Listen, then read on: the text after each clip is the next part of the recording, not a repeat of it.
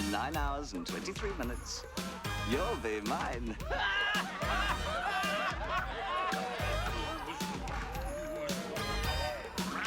I saw my baby trying hard as babe could try. What could I do? My baby's fun had gone and left